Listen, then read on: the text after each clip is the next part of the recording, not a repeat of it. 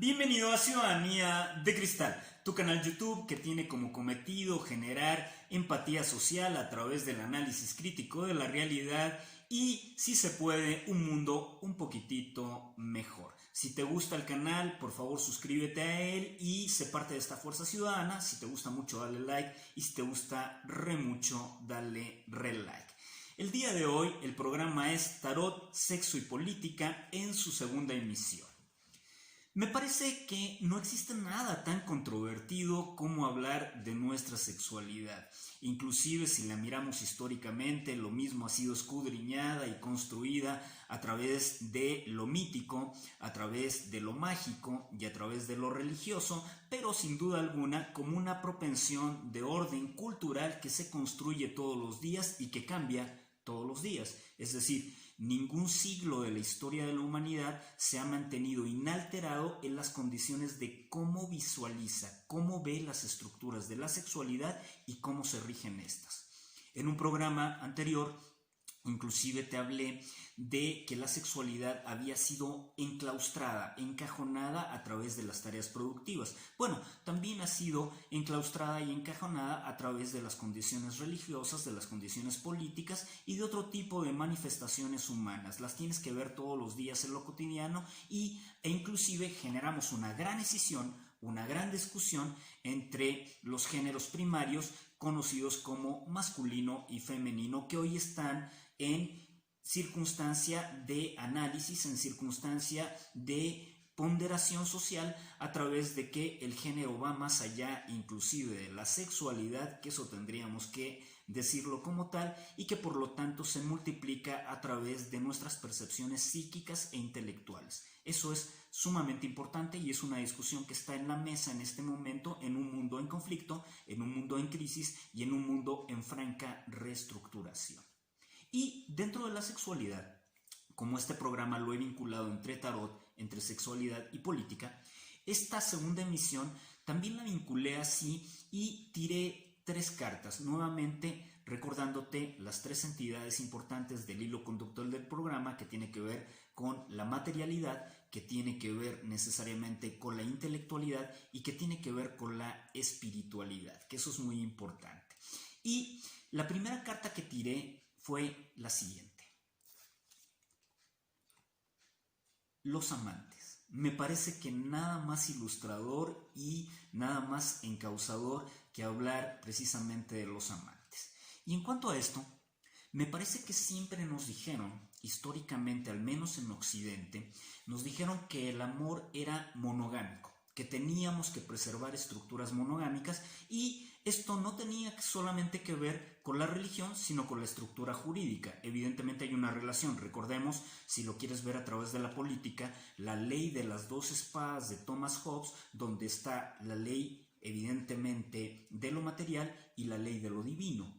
Es decir, siempre este poder necesariamente vinculó también a la sexualidad, o si lo quieres ver en términos de Foucault, evidentemente el biopoder de cómo se pensaba el Estado a nivel político tenía necesariamente una estructura directa hacia las condiciones de religión más las condiciones jurídico-políticas. Eso es claro en Occidente, eso es algo con lo que aún vivimos y que se está ampliamente transformando y ampliamente reestructurando. Eso tiene que ver con lo que hemos visto en los últimos años, o tiene que analizarse dentro de la óptica de los últimos años.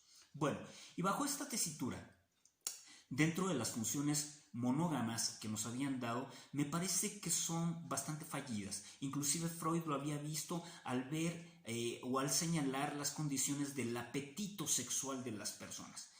Si tú tienes una relación con una persona, no importando la sexualidad, eso no significa que se inhiba o necesariamente que dejes de sentir apetito por otra persona. Si sales a la calle, seguramente habrás visto una mujer que te gusta y no tiene nada que ver con la mujer que coexistes, o si eres mujer habrás visto un hombre que te gusta, o en esta diversidad de géneros seguramente otros objetos eróticos, como diría Freud, están ahí causándote apetito.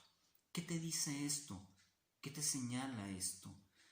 Que nosotros biológicamente estábamos abiertos a nuestra sexualidad y que nuestra sexualidad no tenía que ver necesariamente con el amor, es decir, no necesito amar a una persona para ejercer mi sexualidad con ella, ya sea coital o más allá de esto, o en una propia relación de amigos o una propia relación de interacción humana.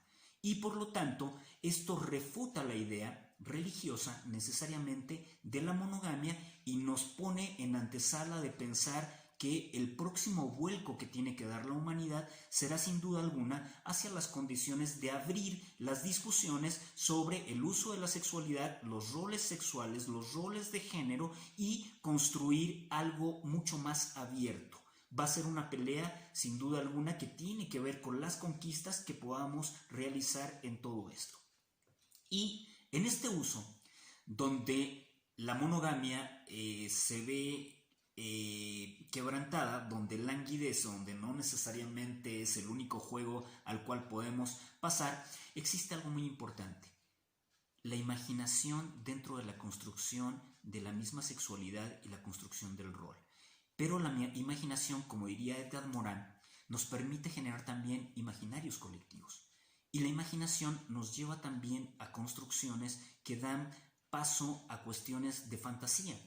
Seguramente te has masturbado, seguramente a lo largo de la historia lo has recurrido y seguramente lo has hecho a veces de manera unilateral o de manera vinculada. En el caso de las condiciones de la masturbación a nivel unilateral, me parece muy importante que tomes en cuenta que esto se lleva a cabo con las tres entidades nuevamente: con la parte corpórea, con la parte intelectual y con la parte espiritual.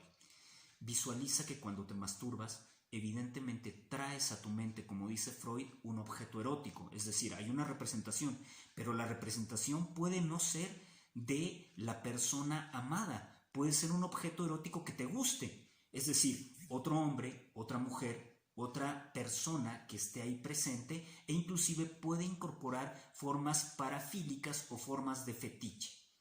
Y estas formas de fetiche son las mismas formas de fetiche que se instauran de repente en las grandes estructuras político-jurídicas y religiosas. Es decir, el hombre tiene necesariamente un falo, la mujer tiene necesariamente una vulva, la interacción entre los dos provoca fecundidad y aparentemente nuestra reproducción. Pero también es una idea fallida. 3 millones de espermatozoides que no siempre fecundan tienen que aleccionar de algo, tienen que aleccionar que estábamos predispuestos a tener relaciones sexuales, sí, para generar fecundidad, pero no solamente como eso, sino como una forma de relacionarnos, como una forma de entendernos, como una forma de interactuar y quizá como una forma para amar, que en el siglo XX y en el siglo XXI ha sido sumamente importante. El día 14 de febrero, sin duda alguna, te lleva a la mente de manera icónica las condiciones del amor. No siempre están presentes. Una segunda carta que tiré fue la carta de 7 de pentáculos. Los pentáculos habitualmente están dados por la riqueza, pero en esta carta hay un hombre que aparece que tiene de manera vertical solamente una posesión. Es decir, esta posesión nos lleva a pensar que anheladamente deseamos dentro de la sexualidad trascender a condiciones de tener objetos eróticos múltiples. Eso me parece muy importante. Y hemos impugnado esto históricamente, pero sin embargo, el mismo cine se ha encargado de poner estas condiciones, es decir, de hablar de nuevas relaciones de nuestra sexualidad a través de la reestructuración de los géneros y también a través de nuevas entronizaciones de orden mental. Me parece que en otro programa en el cual te hablé de la disforia de género, que hoy causa realmente un cisma dentro de cómo una persona se percibe a sí mismo dentro de su sexualidad, es el salto cualitativo del transgénero, es decir, de ir más allá del género a provocar nuevas condiciones de relaciones humanas. En la política tendrá que ser así. Las nuevas relaciones que se hagan no serán solamente entre lo masculino y lo femenino. Tendremos que ver el surgimiento de nuevas formas que actúen dentro de los seres humanos para estructurar el poder. Habrá de cambiar seguramente paso a paso, paulatinamente, nuestro lenguaje, nuestra condición cultural, nuestra condición educativa y nuestra condición inclusive científica. muy importante. Y la última carta que apareció en este programa fue el mundo. El mundo. Es decir, un mundo que hoy es ampliamente controvertido, un mundo de la pandemia, un mundo aquejado por un Estado fallido que no responde a la sociedad, que le empuja a veces a la muerte porque nos empujan a ir a la cadena productiva sin que tengamos un soporte o una vacuna que nos permita protegernos, las necesidades de salir a la calle nuevamente y interactuar con nuestras relaciones humanas y sexuales y reestructurar este mundo y repensar este mundo. Sin duda alguna, la pandemia tendrá que ser un vínculo directo hacia un nuevo uso de nuestra sexualidad, de nuestra materialización con respecto a nuestras tareas políticas y sin duda alguna sobre nuestra espiritualidad.